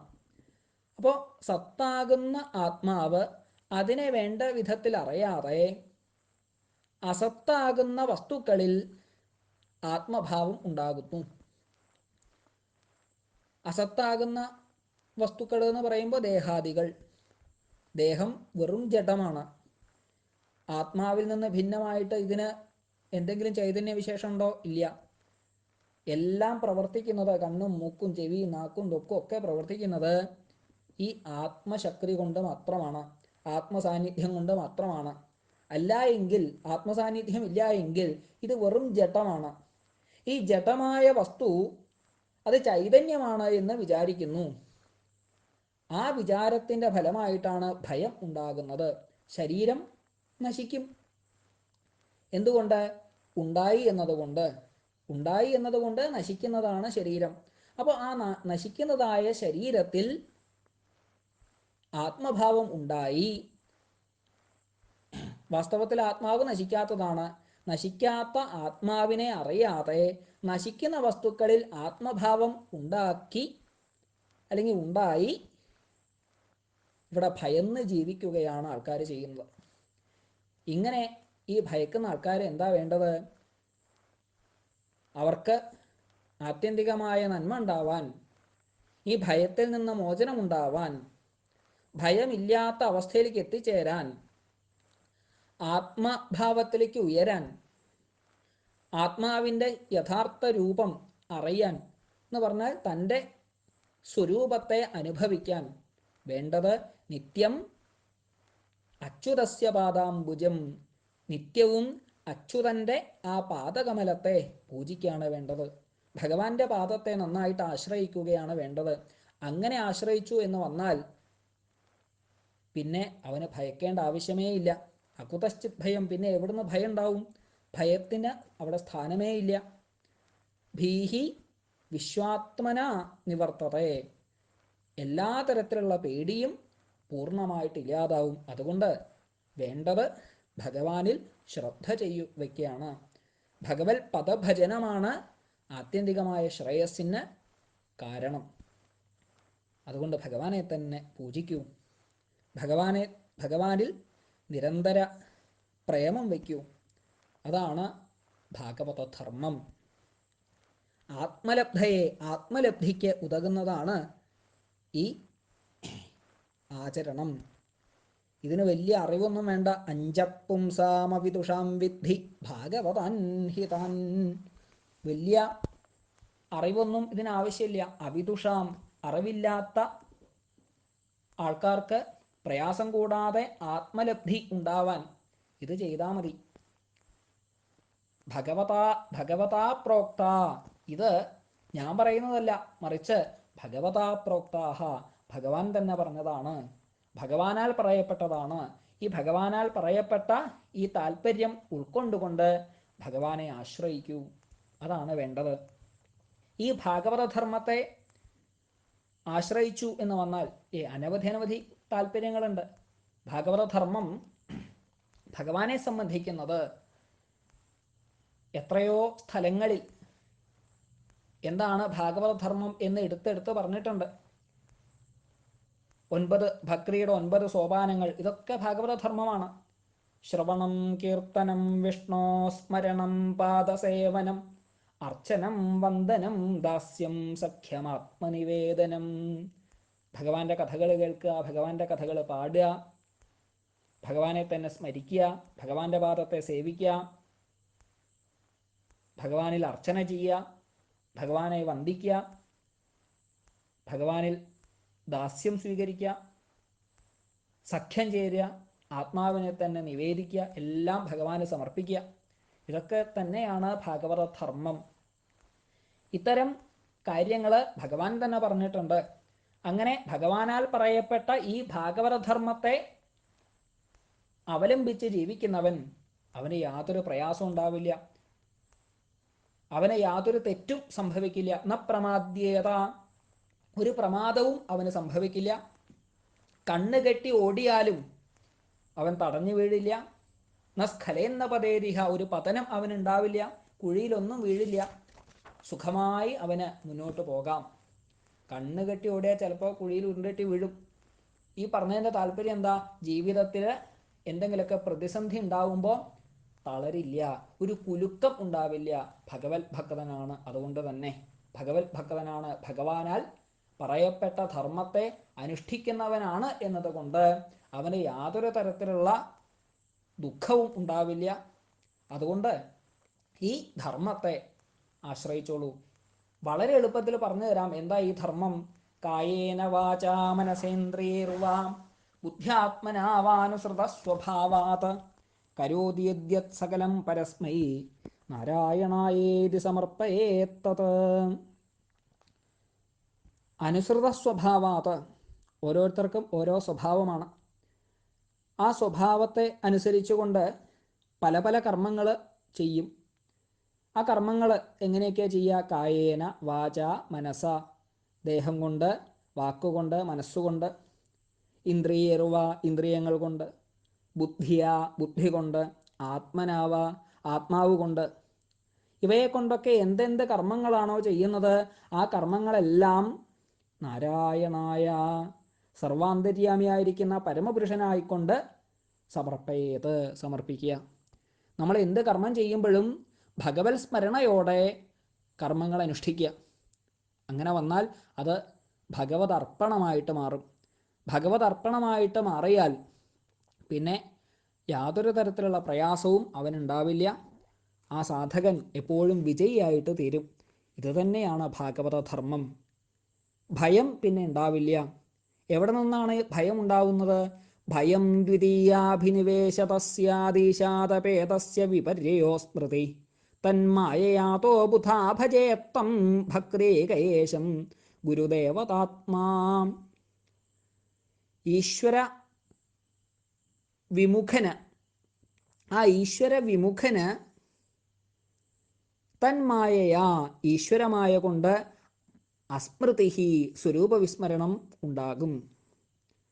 ഈശ്വരനിൽ നിന്ന് വിമുഖത കാണിക്കുന്നവന് ഈശ്വരൻ്റെ മായ കൊണ്ട് തന്നെ സ്വരൂപവിസ്മരണം സംഭവിക്കും. അപ്പോൾ വിപരീത ഭാവന ഉണ്ടാവുകയും ചെയ്യും.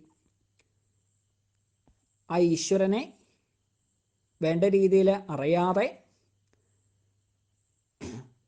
ഈ പ്രപഞ്ച പ്രതിഭാസങ്ങളിൽ മാത്രം ശ്രദ്ധ വെച്ച് പ്രാപഞ്ചികനായി മാത്രം ജീവിച്ച് ഈശ്വരനെ വേണ്ട രീതിയിൽ അറിയാതെ ഈശ്വരനെ അനുഭവിക്കാതെ അസദ് വസ്തുക്കളിൽ മാത്രം ശ്രദ്ധ വെച്ചുകൊണ്ട് ഇവിടെ നരകിക്കും.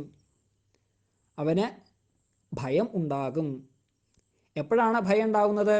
ദ്വിതീയാഭിനിവേശത, രണ്ടെണ്ണ ബുദ്ധി ഉണ്ടാകുന്നത് കൊണ്ടാണ് പേടി ഉണ്ടാകുന്നത്. എന്നിൽ നിന്ന് അന്യനായിട്ട് ഒരാളുണ്ട് എന്ന വിചാരം കൊണ്ട് മാത്രമാണ് ഭയം എന്ന അവസ്ഥ ഉണ്ടാകുന്നത്. ഇവിടെ ഞാനേ ഉള്ളൂ എന്ന് പറഞ്ഞാൽ ഈശ്വരനേ ഉള്ളൂ. എന്നിൽ കുടികൊള്ളുന്നത് ഈശ്വരൻ. ആ ഈശ്വരൻ ഏകനാണ്. ഞാനും ഈശ്വരൻ്റെ അംശമാണ്. എന്നിൽ കൂടിയിരിക്കുന്നത് ഈശ്വരനാണ്. ഇതിനെ നന്നായിട്ട് അറിയണം. അപ്പോൾ ഭഗവാനിൽ നിന്ന് വിമുഖത കാണിക്കുന്നവന് ഈ താല്പര്യം അറിയാൻ സാധിക്കില്ല. ആത്മാവിനെ മറക്കുക, ഇത് ആവരണ ശക്തിയാണ്. ഈശ്വരൻ്റെ മായ എന്ന വലിയൊരു ശക്തി. ആ മായയ്ക്ക് രണ്ട് തരത്തിലുള്ള ശക്തി വിശേഷമുണ്ട്, ആവരണവും വിക്ഷേപവും. ആത്മാവിനെ മറക്കുക എന്നത് ആവരണ ശക്തി, ഇത് മായയുടെ ഒരു രൂപം. അനാത്മാക്കളെ പ്രത്യക്ഷമായി കാണിക്കുന്ന അത് വിക്ഷേപശക്തി, അത് മായയുടെ മറ്റൊരു രൂപം. ഇങ്ങനെ രണ്ട് വിധ ശക്തികളോടുകൂടിയ മായ ഈശ്വരഭക്തി ഇല്ലാത്തവനെ നന്നായി ബാധിക്കും. എന്നാൽ ഈശ്വരഭക്തന്മാരെ ഈ മായ ബാധിക്കില്ല. ഈശ്വരഭക്തന്മാർക്ക് യാതൊരു പ്രയാസവും ഉണ്ടാവില്ല. അതുകൊണ്ട് ഭക്തി ഉണ്ടാവണം. ഏകമേവ അദ്വിതീയം ബ്രഹ്മ, ഒന്ന് മാത്രം ഉള്ളൂ ഇവിടെ, അത് ഈശ്വരനാണ്. ഈശ്വരനിൽ നിന്ന് അന്യമായിട്ട് ഒന്നും തന്നെ ഇവിടെ ഇല്ല. ഈ പ്രപഞ്ചം മുഴുവൻ നിറഞ്ഞു നിൽക്കുന്നത് ഈശ്വരനിൽ. പ്രപഞ്ചത്തിൻ്റെ സ്ഥിതി ഈശ്വരനിലാണ്. ഈശ്വരനിൽ നിന്ന് ഭിന്നമായിട്ട് പ്രപഞ്ചം ഇല്ല. ഈ ഒരു ബോധം ഭക്തന്മാർക്ക് മാത്രമേ ഉണ്ടാവുള്ളൂ. അഭക്തന്മാർക്ക് ഇതുണ്ടാവില്ല. ആ ഭക്തന്മാർ ഈശ്വരൻ്റെ മായയിൽ മോഹിച്ച് അവർക്ക് വിപരീത ഭാവന ഉണ്ടാകുന്നു എന്ന് പറയുമ്പോൾ ഈ ഈശ്വരഭാവത്തെ, ഈശ്വര സ്വരൂപത്തെ ഉൾക്കൊള്ളാൻ പറ്റാതെ വിഷമിക്കുന്നു. പ്രപഞ്ച സുഖങ്ങളിൽ മാത്രം, പ്രാപഞ്ചിക സുഖങ്ങളിൽ മാത്രം മുഴുകി നരകിച്ച് നശിക്കുകയാണ് അവർ ചെയ്യുന്നത്. അപ്പം അതുകൊണ്ട് ഈ ഭക്തി ഉണ്ടാവുകയാണ് വേണ്ടത്. അവിദ്യമാനോപ്യവഭാതി ദ്വയോധ്യാതുർധിയാം സ്വപ്നമനോരഥൗ യഥാ തത്കർമ്മസങ്കൽപ്പ വികൽപ്പകം മനോബുദ്ധോ നിരുന്ധ്യാതഭയം തതസ്യാത്. ഇവിടെ ദ്വയഃ അവിദ്യമാനഃ, രണ്ട് എന്നത് ഇല്ലാത്തതാണ്.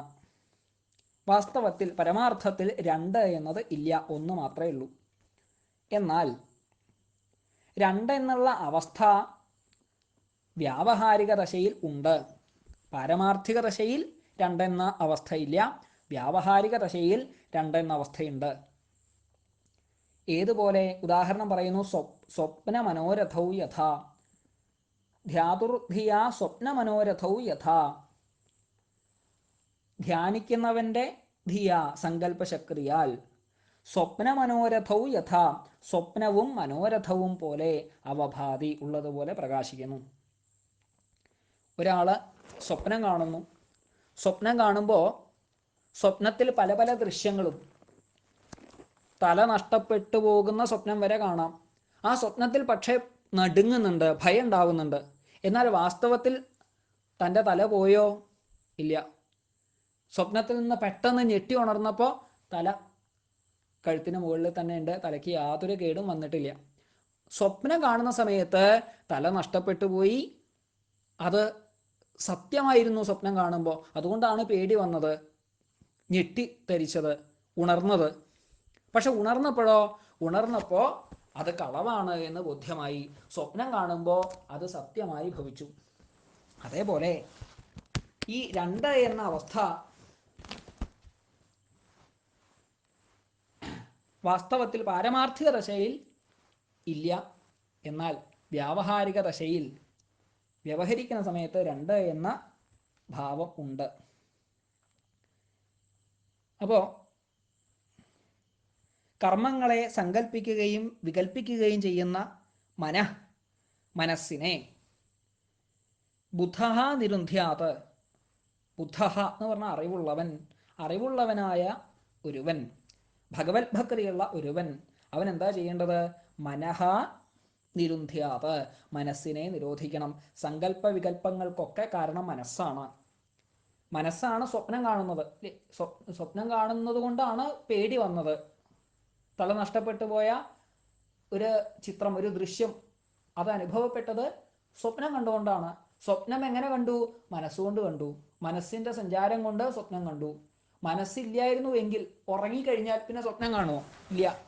സുഷുപ്തി എന്ന അവസ്ഥയിലേക്ക് എത്തിക്കഴിഞ്ഞാൽ പിന്നെ യാതൊരു പ്രയാസവും ഉണ്ടാവുന്നില്ല, യാതൊരു ഭയം ഉണ്ടാവുന്നില്ല, ഒന്നുമില്ല. അവിടെ എല്ലാ സ്ഥലത്ത് ഏത് വ്യത്യസ്ത സ്ഥലങ്ങളിൽ കിടക്കുന്നവനായാലും ശരി, അവന് ഒരേ സുഖമാണ്. അവർക്കൊക്കെ ഒരേ സുഖമാണ്, പരമാനന്ദം, പരമസുഖം. അവിടെ വേറൊരു പ്രയാസവും ഉണ്ടാകുന്നില്ല. രാജകൊട്ടാരത്തിൽ താമസിക്കുന്നവനായിക്കോട്ടെ, ഒന്നുമില്ലാതെ തെരുവിലെ ആ സ്ട്രീറ്റ് ലൈറ്റിൻ്റെ ചുവട്ടിൽ മലർന്ന് കിടക്കുന്നവനായിക്കൊള്ളട്ടെ, ആ തെരുവിൽ കിടക്കുന്നവനും രാജകൊട്ടാരത്തിൽ കിടക്കുന്നവനും ഉറങ്ങിക്കഴിഞ്ഞാൽ ഒരേപോലെ ആനന്ദമാണ്, യാതൊരു പ്രയാസം ഉണ്ടാകുന്നില്ല. അപ്പോൾ ഈ സ്വപ്നാവസ്ഥയിൽ മാത്രമേ എന്തുണ്ടാകുന്നുള്ളൂ? ഈ പല പ്രയാസങ്ങളും ഉണ്ടാകുന്നുള്ളൂ. അപ്പോൾ മനസ്സ്, സങ്കല്പ വികല്പങ്ങളുടെ കൂട്ടമായ മനസ്സ്, ഈ മനസ്സിനെ നിരോധിക്കണം. മനസ്സിനെ നിരോധിക്കണം. ആര് നിരോധിക്കണം? ബുദ്ധഃ, അറിവുള്ളവൻ നിരോധിക്കണം. അറിവുള്ളവൻ ഈ മനസ്സിനെ നിരോധിച്ചു കഴിഞ്ഞാൽ അഭയം സ്യാത്, ഭയമില്ലാത്ത അവസ്ഥ ഉണ്ടാവും. അഭയം എന്ന ദിവ്യ തലം അവൻ ഉയരും.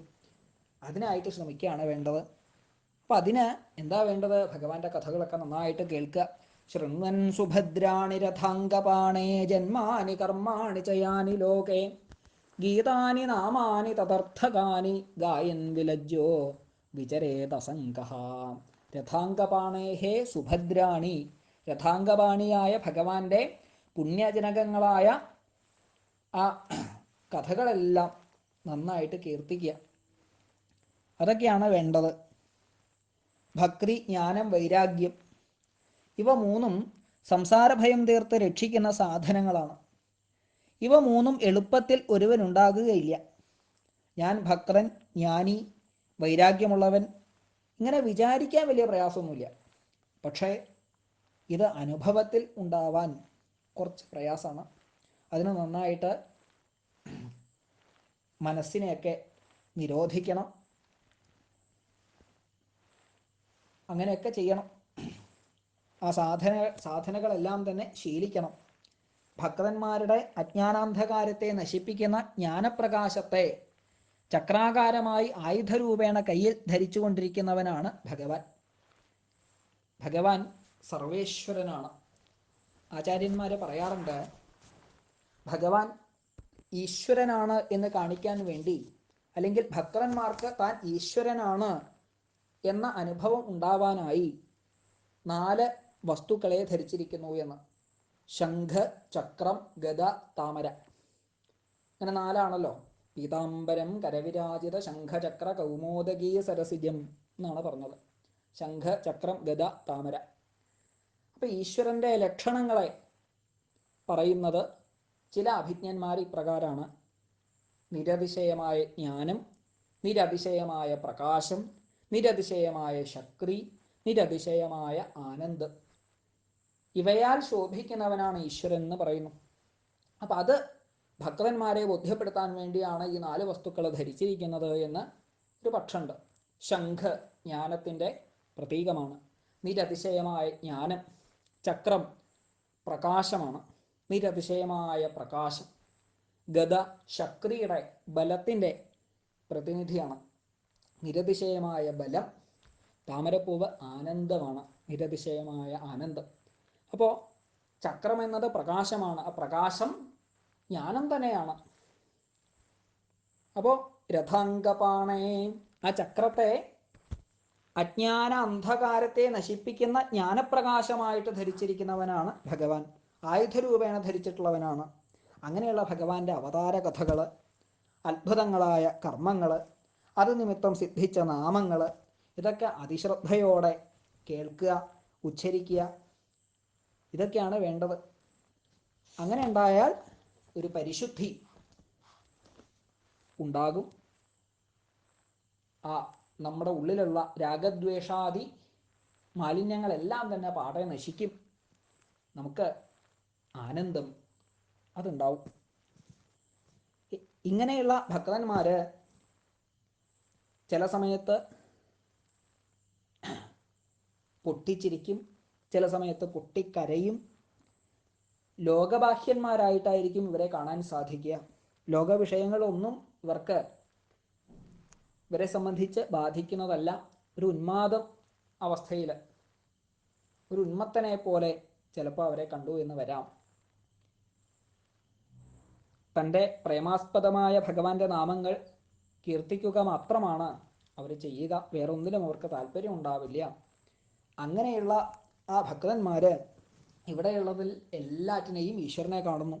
ഘം വായുമഗ്നിം സലിലം മഹീഞ്ച ജ്യോതിംഷി സത്വാനി ദിശോദ്രുമാദീൻ സരിൽ സമുദ്രാംശ്ച ഹരേ ശരീരം യത്കിഞ്ച ഭൂതം പ്രണമേദനന്യഃ. ഇവിടെയുള്ള എല്ലാ വസ്തുക്കളും ഈശ്വരൻ തന്നെയാണ്. ആ ഈശ്വരനിലാണ് എല്ലാം നിലനിൽക്കുന്നത് എന്ന താല്പര്യം അവര് അനുഭവിക്കുന്നു.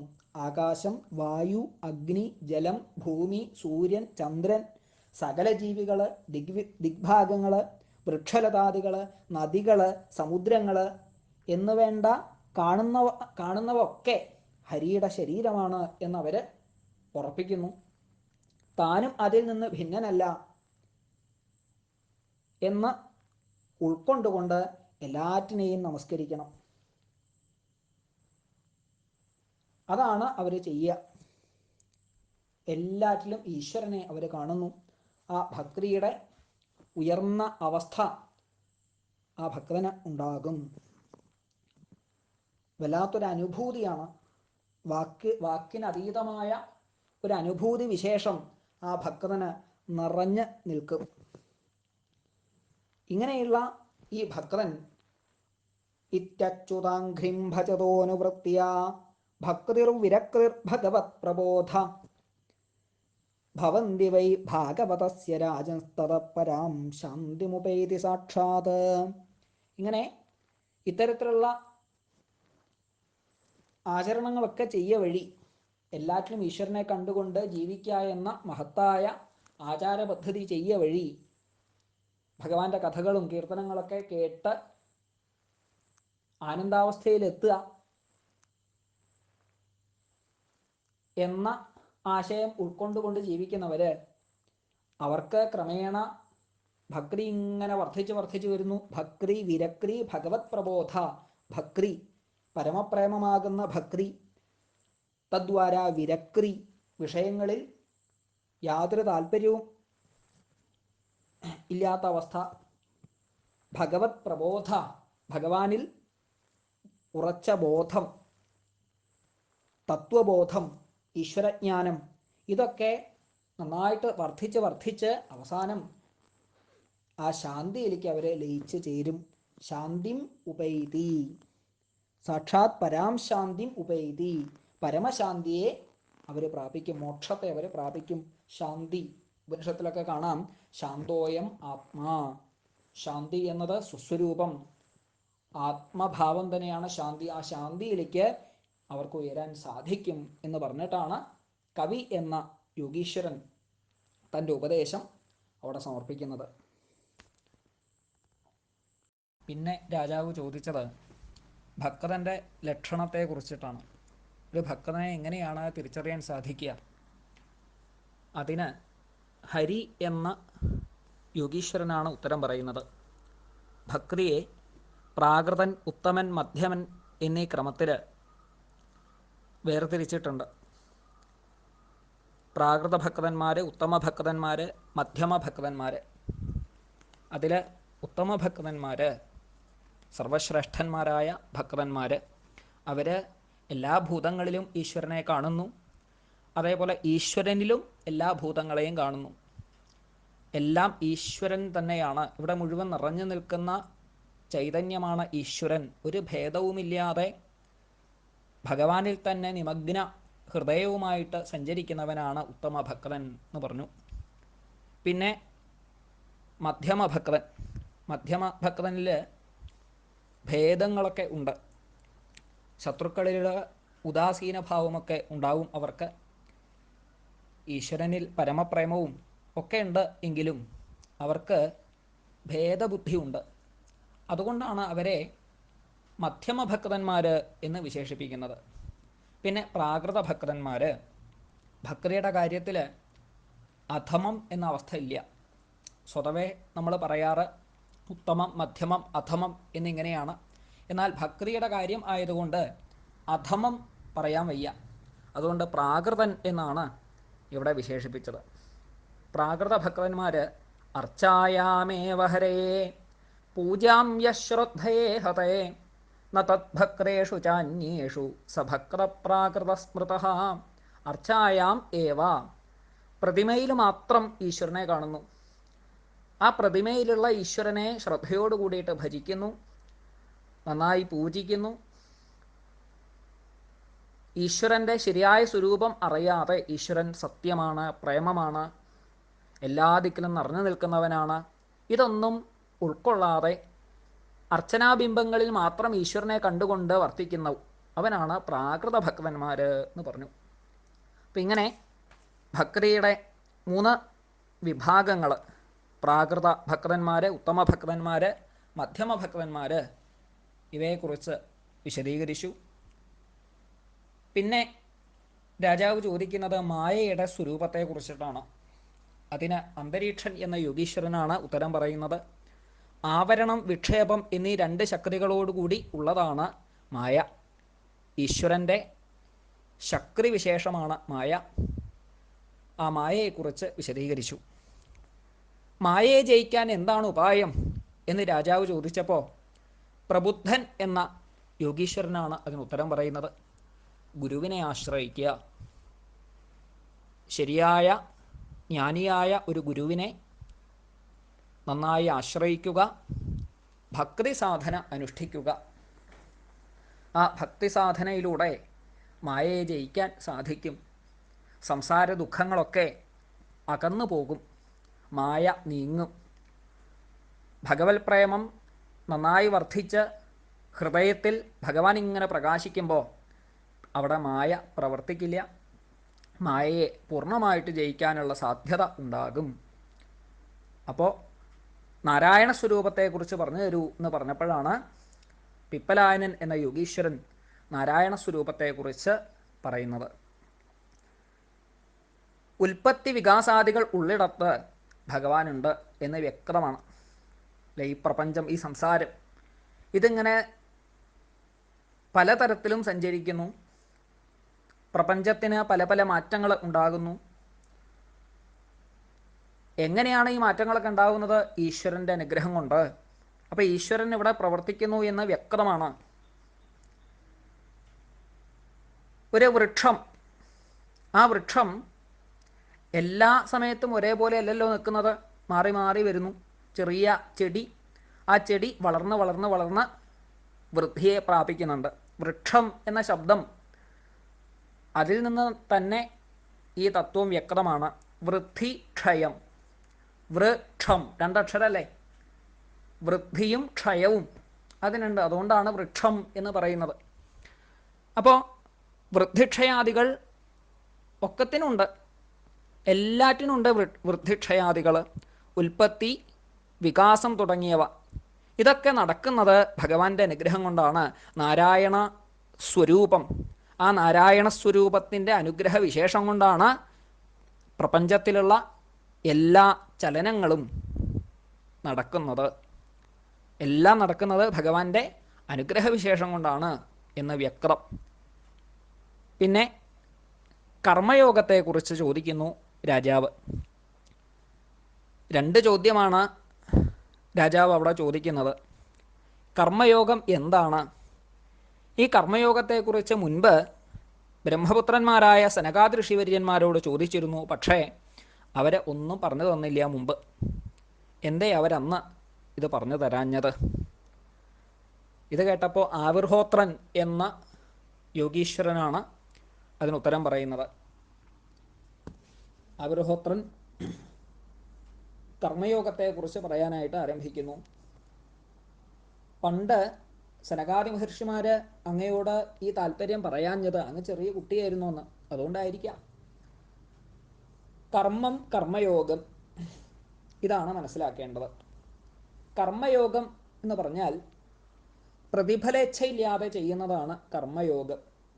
അഭിമാനം തീരല്ലാതെ കർമ്മത്തെ യോഗമാക്കി മാറ്റുകയാണ് വേണ്ടത്. അഭിമാനം ലവലേശമില്ലാതെ താൻ വെറും ഉപകരണമാണ് എന്ന ബോധ്യം ഉണ്ടാവണം. കർത്താവ് ഈശ്വരനാണ് എന്ന ഭാവവും ഉണ്ടാവണം. ലവലേശം അഭിമാനം അരുത്. താൻ വെറും ഒരു കരണം ചെയ്യുന്നു എന്ന് മാത്രം, തന്നെ കൊണ്ട് ചെയ്യിക്കുകയാണ്. ആര് ചെയ്യിക്കുന്നു? ഭഗവാൻ. ഭഗവാനാണ് കർത്താവ്. ഈ ഭാവേന ചെയ്യുന്ന പ്രവൃത്തികളെല്ലാം കർമ്മയോഗമാണ്. കർമ്മം വൈദികം, താന്ത്രികം, അങ്ങനെ 2 രീതിയിലുണ്ട്. 2 രീതിയിൽ പറയാറുണ്ട് കർമ്മം, വൈദികവും താന്ത്രികവും. കർമ്മം, വികർമ്മം, അകർമ്മം, ഇങ്ങനെ 3 താല്പര്യങ്ങളെക്കുറിച്ച് പറയുന്നു. കർമ്മം അത് വികർമ്മവുമുണ്ട്, അകർമ്മകവും ഉണ്ട്. അകർമ്മം എന്ന് പറഞ്ഞാൽ ചെയ്യാതിരിക്കുക. വികർമ്മം എന്ന് പറഞ്ഞാൽ ചെയ്യാൻ പാടില്ലാത്തത് ചെയ്യുക. ഇതാണ് വികർമ്മം. അപ്പോൾ അകർമ്മം ചെയ്യാതിരിക്കുക. ചെയ്യേണ്ടത് ചെയ്യാതിരുന്നാൽ ഉദ്ഗതി ഉണ്ടാവില്ല എന്ന് മാത്രം. എന്നാൽ വികർമ്മം ചെയ്താലോ അധപ്പതനം ഉണ്ടാവും, നശിക്കും, സംശയമില്ല. അപ്പോൾ അകർമ്മം ചെയ്താലും വികർമ്മം ചെയ്യാതിരിക്കണം. അതിന് ഭഗവാന്റെ അനുഗ്രഹം ഉണ്ടാവുകയാണ് വേണ്ടത്. പിന്നെ പൂജയെക്കുറിച്ച് ചോദിച്ചു, പൂജാസമ്പ്രദായത്തെക്കുറിച്ച്. അതിന് ദ്രുമിളൻ എന്ന യോഗീശ്വരനാണ് ഉത്തരം പറയുന്നത്. ഭഗവാൻ അരൂപിയാണ്. ഭഗവാനെ സംബന്ധിച്ച് രൂപമില്ല വാസ്തവത്തിൽ. നമ്മൾ ഒരാളെ പരിചയപ്പെടുത്തുമ്പോൾ, അറിയാത്ത ഒരാളെ പരിചയപ്പെടുത്തുമ്പോൾ പറയാറുണ്ട് കറുത്തിട്ടാണ്, വെളുത്തിട്ടാണ്, മെലിഞ്ഞിട്ടാണ്, തടിച്ചിട്ടാണ്, ഉയരം കൂടിയിട്ടാണ്, ഉയരം കുറഞ്ഞിട്ടാണ് എന്നൊക്കെ പരിചയപ്പെടുത്താറുണ്ട്. അങ്ങനെ ഈശ്വരനെ പരിചയപ്പെടുത്താൻ പറ്റുമോ? ഇല്ല. കാരണം ഭഗവാൻ അരൂപിയാണ്. അകായഹ എന്ന വ്യക്തമായി ശ്രുതിയിൽ പറയും. അകായനാണ്, ശരീരമില്ലാത്തവനാണ്. എങ്കിലും ഉപാസകന്മാർക്ക് സുഗമമായി ഉപാസിക്കുവാൻ, സാധകന്മാരെ അനുഗ്രഹിക്കാനായി അരൂപിയായ ഈശ്വരൻ രൂപത്തെ സ്വീകരിച്ചിട്ടുണ്ട്. അതാണ് അവതാരം. അനവധി അവതാരങ്ങൾ ഭഗവാൻ സ്വീകരിച്ചിട്ടുണ്ട്. അനേകം അവതാരങ്ങൾ നമ്മൾ പരിചയപ്പെട്ടിട്ടുണ്ട് ഭാഗവതത്തിൽ. ധാരാളം അവതാരങ്ങൾ. അതിൽ വളരെ പ്രധാനപ്പെട്ട അവതാരമാണ് നരനാരായണ അവതാരം. ആ നരനാരായണ അവതാര മഹിമയാണ് ദ്രുമിളൻ കുറച്ച് വിസ്തരിച്ച് രാജാവിന് പറഞ്ഞു കൊടുക്കുന്നത്. രാഗദ്വേഷാദി മാലിന്യങ്ങളെല്ലാം അകന്ന പരമഹംസനായിട്ടുള്ള സാക്ഷാൽ നരനാരായണ മഹർഷിമാര് അവരുടെ കേമത്വം ഭംഗിയായിട്ട് പറഞ്ഞു കൊടുത്തു ദ്രുമിളൻ. നാരായണ മഹിമയെക്കുറിച്ച്, നരനാരായണ മഹിമയെക്കുറിച്ച് വിശദീകരിച്ചു. അപ്പം രാജാവ് ചോദിക്കുകയാണ്, ഇതിലൊന്നും താല്പര്യമില്ലാത്തവരുടെ സ്ഥിതി എന്താ? ഭഗവത് ഉപാസനയിൽ, ഭക്തി സാധനയിൽ ഇവയിലൊന്നും താല്പര്യമില്ലാത്ത സ്ഥിതി എന്തായിരിക്കും? അതിന് ചമസൻ എന്ന യോഗിയാണ് ഉത്തരം പറയുന്നത്. നിശ്ചിതമായ ഭാഷയിലാണ് ചമസൻ എന്ന യോഗി സംസാരിക്കുന്നത്. സംശയമില്ല, അധപ്പതിക്കും. ഭഗവത് വിമുഖന്മാരായ ആൾക്കാർ അധപ്പതിക്കും എന്ന കാര്യത്തിൽ ഒരു സംശയവും വേണ്ട. ഇവിടെ കർമ്മത്തിൽ ഭ്രമിച്ചു നിൽക്കുന്ന ഒരുപാട് പേരുണ്ട്. കർമ്മണ്യകോവിദ, അങ്ങനെ ഈ കർമ്മത്തിൽ മാത്രം, കർമ്മകാണ്ഡത്തിൽ മാത്രം ഭ്രമിച്ചു നിൽക്കുന്ന ആൾക്കാർ, അവരെ പണ്ഡിതമാനികളാണ്, വലിയ അറിവുള്ളവരാണ് എന്ന് അവർ വിചാരിക്കുന്നു. അജ്ഞാനേ ജ്ഞാനമാനിന, അവരജ്ഞാനികളാണ്. എന്നിട്ടോ ജ്ഞാനമാനിന, വലിയ ജ്ഞാനികളാണ് എന്ന് വിചാരിക്കുന്നു. കഷ്ടം തന്നെയാണ് അവരുടെ സ്ഥിതി. ലോകത്തിൽ ഏറ്റവും ശ്രേഷ്ഠമായത് ഈശ്വരപ്രേമമാണ്. ആ ഈശ്വരങ്കൽ പ്രേമഭാവം വെച്ച് എല്ലാറ്റിനെയും, രാഗദ്വേഷാദി മാലിന്യങ്ങളെ മുഴുവൻ അകറ്റി സർവസംഗ പരിത്യാഗം, സന്യാസം, അതാണ് ശ്രേഷ്ഠമായ ആശ്രമം, ശ്രേഷ്ഠമായ ഭാവന. ഭഗവാൻ തന്നെ പറഞ്ഞിട്ടുണ്ട്, ആശ്രമങ്ങളിൽ ഞാൻ 4ാമത്തെ ആശ്രമമാണ്, സന്യാസധർമ്മമാണ് ഞാൻ എന്ന് ഭഗവാൻ പറഞ്ഞിട്ടുണ്ട്. അപ്പോൾ ഭാഗവത ഉപാസകന്മാർ മനസ്സിലാക്കേണ്ടത് സന്യാസധർമ്മമാണ് സർവഥാ ശ്രേഷ്ഠമായത് എന്നാണ്. ഭാഗവതത്തിൻ്റെ താല്പര്യം ഇതാണ്. അതാണ് ഇവിടെ എടുത്ത് പറയുന്നത്. മറ്റ് വ്യവസ്ഥകളെല്ലാം, ഗാർഹസ്ഥ്യ വ്യവസ്ഥകളെല്ലാം അവിടെ പറഞ്ഞല്ലോ വ്യവസ്ഥിതിയാണ്, ഒരു സുവ്യവസ്ഥിതി ഉണ്ടാക്കിയെടുത്തതാണ് വാസ്തവത്തിൽ. ലോകർക്ക് അമിതമായ സ്ത്രീസുഖം അനുഭവിക്കാൻ താല്പര്യം ഉണ്ടാവും. ചിലപ്പോൾ മാംസഭക്ഷണത്തിന് താല്പര്യം ഉണ്ടാവും, ചിലപ്പോൾ മദ്യസേവയ്ക്ക് താല്പര്യം ഉണ്ടാവും. ഇതൊക്കെ ലോകത്തിൻ്റെ സ്വഭാവമാണ്. അങ്ങനെ ആ ലോക സ്വഭാവത്തെ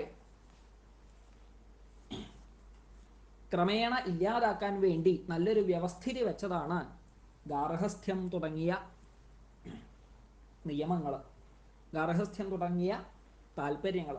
അല്ലാതെ ഗൃഹസ്ഥധർമ്മം ചെയ്തോളണം എന്നൊന്നും വിധിയില്ല. അമിതമായി സ്ത്രീസുഖത്തിൽ താല്പര്യമുണ്ടോ, ഗാർഹസ്ഥ്യം അനുഷ്ഠിച്ചോളൂ എന്നേ ഉള്ളൂ. അതാണ് ധർമ്മശാസ്ത്രത്തിലൊക്കെ പറഞ്ഞിട്ടുള്ളത്. സർവഥാ ശ്രേഷ്ഠമായ ആശ്രമം സന്യാസമാണ്. അച്യുതപ്രിയന്മാരായിട്ട് സഞ്ചരിക്കുകയാണ് വേണ്ടത്. ഇല്ലാത്ത പക്ഷം അന്ധതാമിശ്ര യാത്രികന്മാരായിട്ട് മാറും ഭഗവത് വിമുഖന്മാരായ ആൾക്കാർ എന്ന് ചമസൻ കൃത്യമായിട്ട് പറഞ്ഞു. ഇതൊക്കെ ധാരാളം പറയേണ്ടതാണ്, പക്ഷേ സമയം നമുക്ക് പരിമിതമാണ്. അതുകൊണ്ട് വളരെ ചുരുക്കിയിട്ടാണ് ഈ ആശയങ്ങളൊക്കെ പറയുന്നത്. പിന്നീട് ഈശ്വരാരാധനയുടെ സമ്പ്രദായത്തെക്കുറിച്ച് ചോദിക്കുകയാണ് രാജാവ്.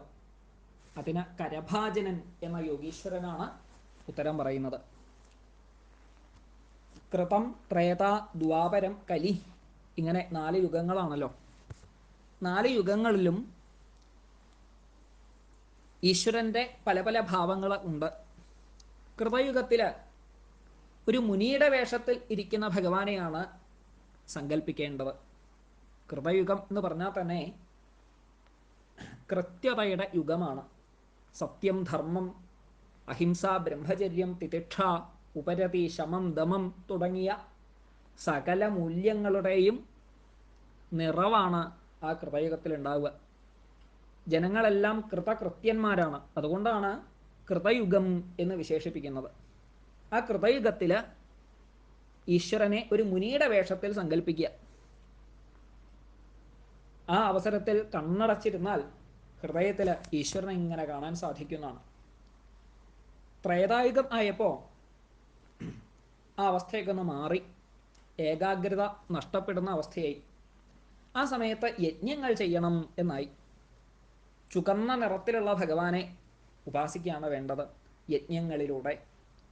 ദ്വാപരയുഗം ആയപ്പോൾ വൈദിക യജ്ഞത്തിൻ്റെ ലളിതമായ രൂപം, അതാണ് പൂജ. പൂജയിലൂടെ ഈശ്വരനെ സേവിക്കാം എന്നായി. ശ്യാമവർണ്ണത്തിലുള്ള സാക്ഷാൽ മഹാവിഷ്ണുവിനെ തന്നെ 4 കൈകൾ, ശംഖ്, ചക്രം, ഗദ, താമരപ്പൂവ് എന്നിവ ധരിച്ചു നിൽക്കുന്ന പീതാംബരപ്പട്ടുടയാള ചാർത്തി വനമാലകളൊക്കെ അലങ്കരിച്ച് വനമാലകളാലൊക്കെ അലങ്കൃതനായ ആ ഭഗവാനെ തന്നെ, ചതുർബാഹുവായ മഹാവിഷ്ണുവിനെ തന്നെ ഉപാസിക്കണം. കലിയുഗം ആയപ്പോൾ ബുദ്ധിയിൽ കാപട്യമില്ലാതെ നാമസങ്കീർത്തനത്തോടെ ഭഗവാനെ സേവിക്കുകയാണ് വേണ്ടത്. ഭഗവാൻ തന്നെ പറഞ്ഞിട്ടുണ്ട്, യജ്ഞാനാം ജപയജ്ഞോസ്മി. വളരെ പ്രസിദ്ധമായ യുഗമാണ് കലിയുഗം. യാതൊരു പ്രയാസവും കൂടാതെ ഈശ്വരനെ ഉപാസിക്കുവാൻ സാധിക്കും. ഈ കലിയുഗത്തിൽ കറുത്ത നിറത്തിലുള്ള ഭഗവാനെ തന്നെ സേവിക്കുക. ജപയജ്ഞം കൊണ്ട് വളരെ സരളമായ സുഗമമായ പദ്ധതിയാണ് ജപിക്കുക എന്നത്. പക്ഷേ അതിൻ്റെ ഫലം അത് വാക്കുകൊണ്ട് പറയാൻ പറ്റുന്നതല്ല, അനന്തമാണ് ഇതിൻ്റെ ഫലം. അതുകൊണ്ട് കലിയുഗത്തിൽ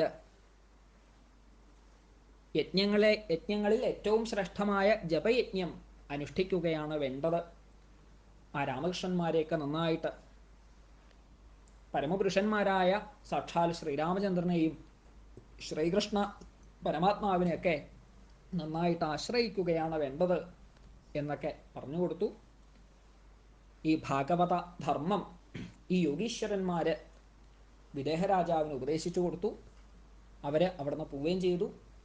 മഹാരാജാവിന് വളരെയധികം സന്തോഷമായി, ധന്യത ഉണ്ടായി. ജീവിതത്തിൻ്റെ ലാഭം എന്ത് എന്ന് അവർക്ക് ആ മഹാരാജാവിന് ഇന്ന് ബോധ്യമായി. ഈ ചരിത്രം സാക്ഷാൽ ശ്രീനാരദ മഹർഷി വസുദേവർക്ക് ഉപദേശിച്ചു കൊടുത്തു. നാരദ മഹർഷി വരുന്നതിന് മുൻപ് അസ്വസ്ഥനായി ഒരു സന്തോഷവുമില്ലാതെ ഇരിക്കുന്ന ഒരാളായിരുന്നു വസുദേവര്. എന്നാൽ നാരദ മഹർഷിയുടെ ഇത്തരത്തിലുള്ള ഉപദേശം കേട്ടതോടുകൂടി വളരെയധികം സന്തുഷ്ടി ആ ധന്യാത്മാവിനുണ്ടായി. നാരദ മഹർഷി പറഞ്ഞു വസുദേവരോട്, വസുദേവരെ, അങ്ങ് ഏറ്റവും വലിയ ഭാഗ്യവാനാണ്. ഈ ഈശ്വരൻ, ഈ ഭഗവാൻ തന്നെയാണ് നിങ്ങളുടെ പുത്രനായിട്ട് ജനിച്ചിട്ടുള്ളത്. നിങ്ങളുടെ മകൻ തൻ്റെ കുട്ടി മാത്രമല്ല, മറിച്ച് ഈശ്വരനാണ് എന്ന വിചാരം നിങ്ങൾക്കുണ്ടാവണം. ഈശ്വരൻ്റെതായ സകല ഗുണങ്ങളുമുള്ളവനാണ് ശ്രീകൃഷ്ണൻ. ആ പരമാത്മാവായിട്ട് ഭഗവാനെ കാണൂ, യാതൊരു ക്ലേശവും ഉണ്ടാവില്ല എന്നും പറഞ്ഞ് നാരദ മഹർഷി വസുദേവരെ അനുഗ്രഹിച്ചു, ധന്യനാക്കി. നമുക്കും ഈ ചരിത്രം തിരുവേഗപ്രദേവരുടെ പാദത്തിൽ സമർപ്പിക്കാം, സജ്ജന ഹൃദയത്തിലേക്ക് സമർപ്പിക്കുകയാണ്. പരിമിതമായ സമയത്തിൽ എന്തൊക്കെയോ പറഞ്ഞു. ഭഗവാനെ കീർത്തിക്കാനുള്ളൊരവസരം, ധർമ്മത്തെക്കുറിച്ച് പറയാനുള്ളൊരു അവസരം കിട്ടി. വളരെയധികം സന്തോഷം. എല്ലാ വാക്കുകളും സജ്ജന ഹൃദയത്തിലേക്ക് സമർപ്പിക്കട്ടെ.